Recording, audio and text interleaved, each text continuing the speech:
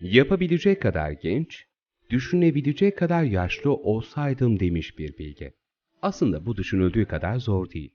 Eğer hayata genç yaşta atılırsanız ve biraz da cesaretiniz varsa zaman geçmeden hem tecrübe kazanır hem de hayallerinizi hayata geçirecek enerjiye sahip olursunuz. Bugün size Enes Olgun isimli genç bir girişimciden bahsedeceğiz. Sahip olduğu Allah vergisi yeteneğiyle çocuk yaştan beri insanları etkisi altına almayı başarabilen bu genç insan sadece Türkiye'de değil, tüm dünyada da tanınıyor.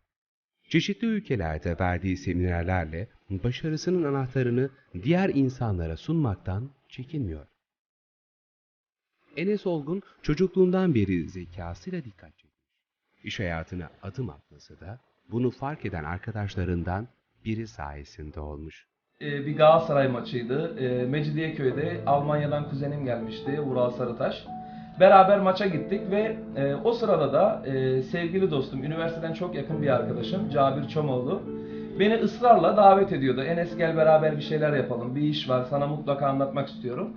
Ben de sürekli kaçamak, daha önce işte yanına gitmiyordum bir şekilde hani erteliyordum diyebilirim. Ama o gün bizi yakaladı maç günü.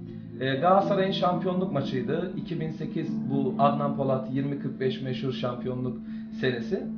Kolumuza yapıştı, bizi zorla işte götürdü ofise falan filan. Tabii o ana kadar ben hep ön yargılıydım.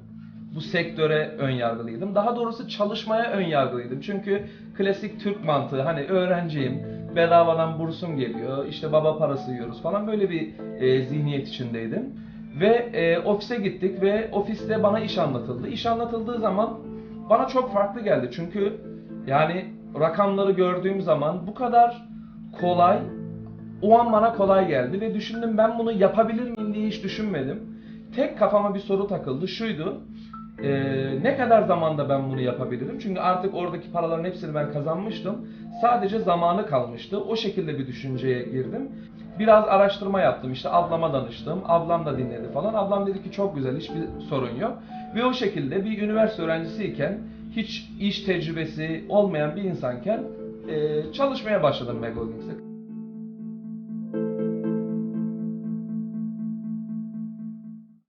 Ama bu başarısının ardında sadece mesleki becerileri yok Enes'in. Kişiliği ve insanlara yaklaşımı iyi bir lider olmasını sağlamış. Tabii bu vasfı kendisine kazandıran anne babası da haklı gururunu duyuyor oğullarıyla. Biz aile olarak disiplinli bir şekilde büyüdük ve çocuklarımızı disiplinli bir şekilde büyüttük. Bu güzelliklerin temelinde şu yatıyor: çocuklarımıza haram yedirmedik. İşin en mühim tarafı bu. Ben böyle parayla ilgili işin içinde çalışıyordum. Buna rağmen bir kuruş haksız olarak alıp da çocuklarımıza yedirmedik elhamdülillah. Ondan sonra bu eğitim üzerine ciddiyetle durduk.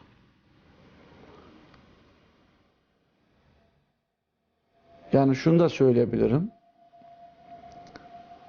annesi mümkün mertebe çocukları abdestsiz emzirmezdi.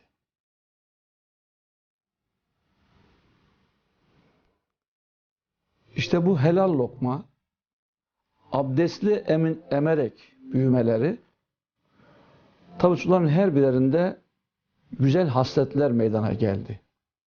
Henüz 20 yaşında, adım attığı iş hayatında 5 yıl gibi kısa bir sürede zirveye yükselen Enes Olgun, ilk sermayesini annesinden almış. Sadece $600 sermaye ile başlayan yolculuğunda zekasının yanında annesinin duaları da en büyük desteği olmuş Enes'in. Enes'im çocukluğundan, bebekliğinden beri yani melek gibi bir çocuktu. Hiç yormadı bizi. Ama dediğim gibi şöyle 4-5 yaşlarındaydı. Dışarıda oyun oynardılar, bir kağıt oyunu. oynarken böyle ağladığını, sesini duyardım, dışarı çıkardım. Bakardım yanındaki çocuklar hep ondan büyük. Derdim sen kaça gidiyorsun? 3'e gidiyorum. Bazısı 4'e gidiyorum. Dedim ama daha okula gitmiyor derdim. Niye onu ağlatıyorsunuz? O da derdi ki abla derdi hep o yeniyor. Bir de biz yendiğimiz zaman başlar ağlamaya. Bir günü burada evdeyken karşıdan onu bir arkadaşı aradı ama Cabir mi Muaz mı? İşte arkadaşın ismi. Dedi ki Enes buraya gel, burada bir iş var. Ben de o zaman öyle hoşuma gitti ki hani gidip orada yaz tatilinde 2-3 ay çalışıp biraz harçlık alacak. Tabii kendinin harçlığı olur. Anne böyle bir iş var ama $600 lazım işe girmek için.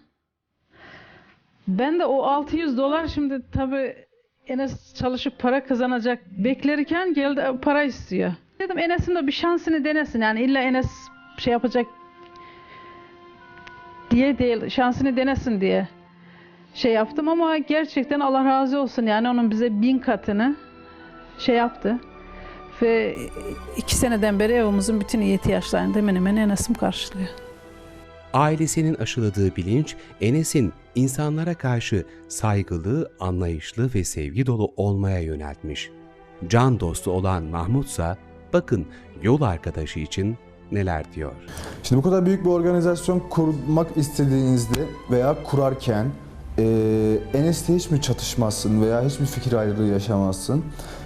Bir şeyi iyi yaptığımızı düşünüyorum ben. Belki de bu dünyadaki en samimi arkadaşım Enes Olgun. Ama işi yaparken ben de nerede duracağımı biliyorum, o da nerede durması gerektiğini biliyor. Ama iş ortamından ayrıldıktan sonra samimi bir arkadaşım, bir kankam ama dediğim gibi iş ortamında farklı çünkü işimize çok değer veriyoruz. Kendisinden daha başarılı insanları takip etmesi, kitapları okuması, dünyanın dört bir yanında bu sektörle alakalı yapılan seminerlere katılması, büyük konvensiyonlara gitmesi, sırf bu işini daha iyi yapabilmek, öğrenmeye sürekli aç olmakla alakalı bir şey. Ve bu anlamda zannediyorum ki dünyanın en şanslı insanlarıyız ki Enes Olgun gibi birisiyle limitsiz bir vizyona sahip olan bir insanla tanıştığımız için biz dünyanın en şanslı insanlarıyız.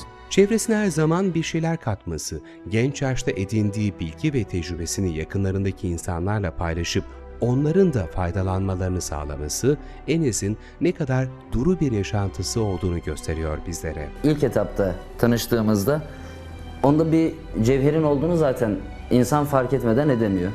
Biz beraber çalışmaya başladığımız zaman ki ben bir arkadaşım vesilesiyle tanıştım, Mahmut İnan.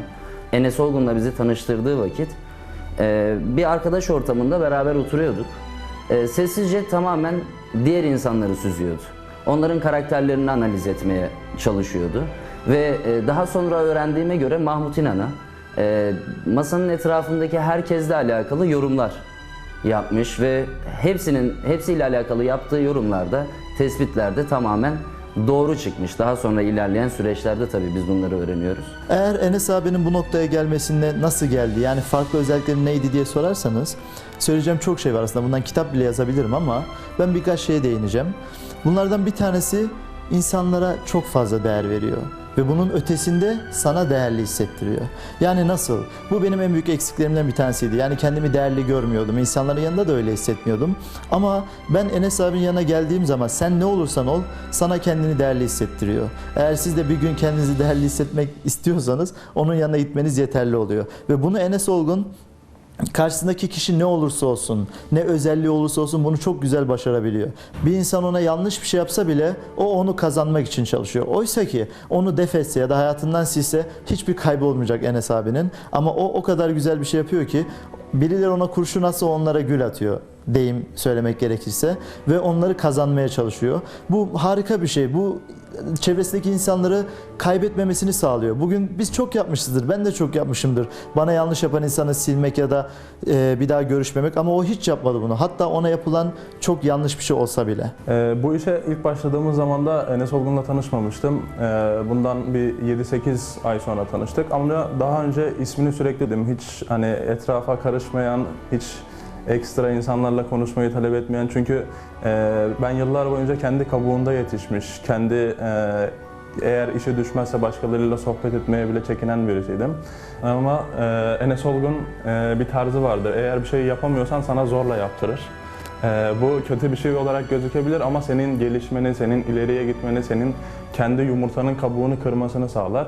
İlk başta benim Trabzon'da bir organizasyonum vardı ve bu organizasyonda daha konuşmayı bilmeden, tanımadan insanların yanına Enes Olgun beni zorla gönderdi.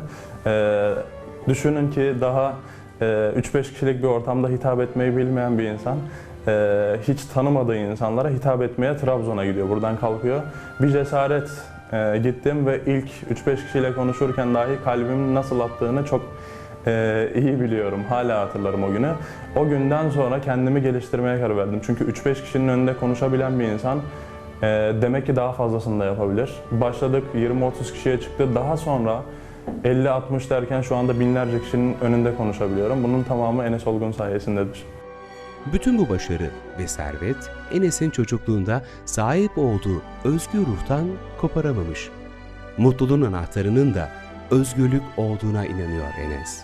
Bana göre bu dünyada mutlu olmanın yolu özgür olmaktan geçiyor. Çünkü özgür olmadığınız, her sabah saat 7'de 6'da alarm sesiyle uyandığınız ve pazartesi sendromu yaşadığınız, işe gittiğiniz zaman sürekli patronlarınızdan azar işittiğiniz, yani bu sadece özel şirketler için değil, devlette bile çalışsanız, hafta sonu istediğiniz zaman şehir dışına çıkamadığınız ya da ne bileyim özgür olmadığınız bir hayat yaşamamak için yapmanız gereken tek şey kendi işinizi kurmak. Kendi işinizi kurduğunuz zaman, kendi ayaklarınızın üzerinde durmaya çalıştığınız zaman, maaşa bağlı modern köle olmadığınız zaman inanın bana çok daha mutlu oluyorsunuz. Ben kendi işini yapan, sokakta limon satan çocukların, insanların, simit satan insanların bile kendi işini yapmayan, emir altında çalışan, çok yüksek maaş alsalar dahi modern köle olan insanlardan çok daha mutlu olduklarına inanıyorum. Bir insan gerçekten bir şeyi isterse ona sahip olabiliyor. Çünkü bir insan sadece peygamber olamaz. Onun dışında istediği her şey olabilir. İnandığınız, istediğiniz ve uğruna adım atabilecek cesarete sahip olduğunuz her şeyi gerçekleştirebilirsiniz. Ve ben sizin bu inanca, bu güce, bu cesarete sahip olduğunuza tüm kalbimle inanıyorum.